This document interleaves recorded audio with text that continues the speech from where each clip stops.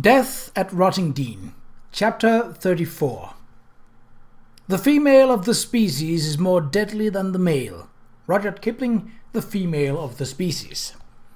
Lawrence was waiting in the cellar, but from the look on his craggy face, this was not an expedition he wanted to undertake. "Begging your pardon, milady," he said, frowning, "but if Lord Charles was here, he wouldn't permit—" "I'm sure you're right, Lawrence," Kate said briskly, tucking her hair under Charles' tweed golf cap. "If Lord Charles were here, he would no doubt be very upset with me. In that event, I should consider his objections and then do as I felt right, as I am doing now." Lawrence tried again. "But, milady, consider your health. You're not long out of the sick bed, and—" "Thank you for your concern," Kate said, "but I am quite well. This is work that must be done. A child's life is in danger, and if I sit around waiting for the men to do something, it may well be lost." She bent to tuck the leg of Charles' woolen trousers into her boot. They fit loosely and not very attractively, but that could not be helped. In any event, this was a rescue, not a fashion show. She straightened and put her hands on her hips. "Now, you may agree to go with me, or you may refuse, in which case I shall ask Amelia to put on your trousers and go with me in your stead." She narrowed her eyes. "So, Lawrence, which is it to be, you and I, or Amelia and I?" "Amelia!" Lawrence's mouth and hunched shoulders showed strong disapproval. "I wouldn't loan me wife to dress up like a man and go mucking about in a dark tunnel."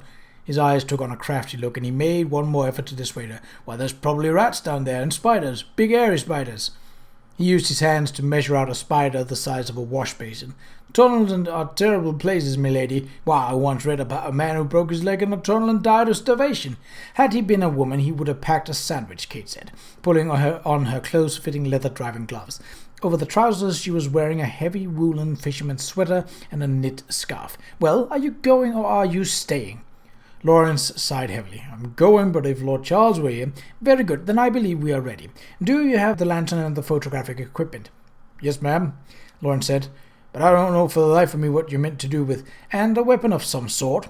Kate was not about to tell him why the photographic equipment was important. She took the lantern from him, struck a match, and hit it.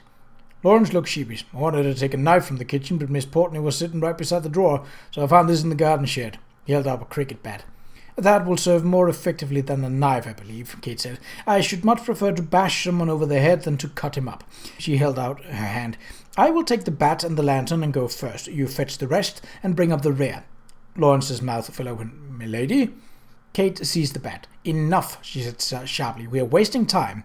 She put her hand into her trouser pocket to be sure she had the map. "Now push those shelves aside. We will leave the door open. When Amelia has seen Mrs. Portney settled in her quarters for the night, she will come down here and keep watch for us." Huffing and puffing and making a great show of difficulty, Lawrence pushed the wine rack to one side. Kate opened the wooden door and stepped through, holding the lantern. Ahead of her, the long rock corridor led into the stifling, smothering blackness. The air had a damp chill, and it smelled stale and musty. Kate hesitated, suppressing an involuntary shudder. She would not admit it to Lawrence, but she was terribly frightened, so frightened that she was shaking under her woolen garments, and her teeth were beginning to chatter. Lawrence was undoubtedly right about the rats and the spiders, and she could not bear to think what the darkness would be like if their light failed.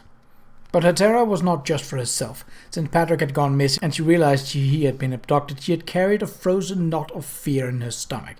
The excitement of dressing in Charles's clothes and going into the tunnel had taken her mind from that fear temporarily, but now it was back. Was Patrick still alive? Was he in the tunnel of somewhere else? The map showed that the tunnel system was a perplexing maze, a labyrinth of old and new excavations.